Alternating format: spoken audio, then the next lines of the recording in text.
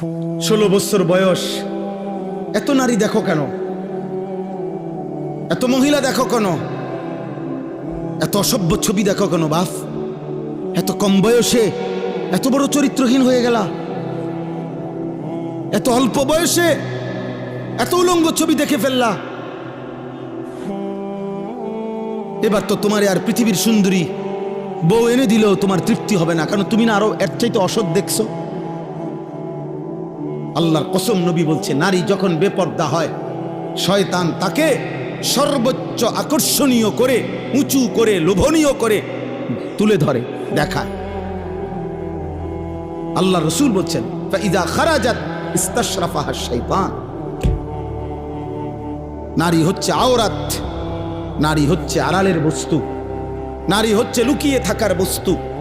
কন্যা হচ্ছে লুকিয়ে থাকবে, যে তার আত্মসম্মান রাখবে,